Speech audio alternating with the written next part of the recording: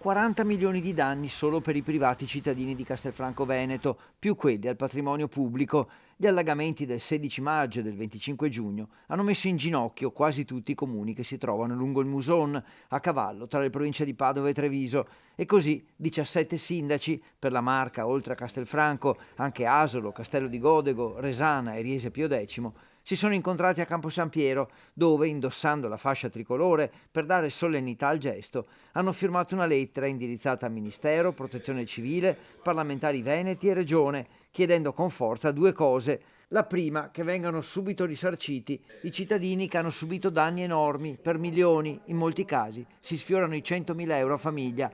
La seconda richiesta è per i lavori di messa in sicurezza definitiva. Chiediamo che oltre alla somma urgenza vengano anche velocizzati, attraverso il commissariamento che è tipico dell'emergenza, altri lavori che sono necessari per la nostra messa in sicurezza.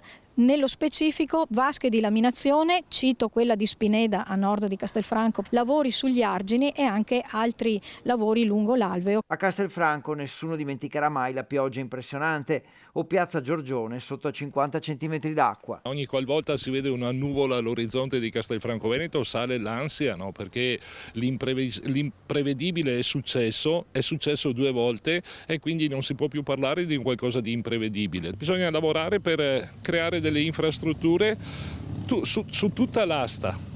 E quindi io a nord stiamo lavorando e chiedo venga lavorato anche a sud e non solo sul Muson ma anche su altri canali, su altri fiumi, mi citano il Marzenego piuttosto che il Dese, in modo tale che la Venale possa scaricare le proprie acque lì e conseguentemente non caricare il Muson. Ora questi sindaci si troveranno a intervalli regolari per mettere pressione agli enti superiori e dare risposte veloci ai loro cittadini.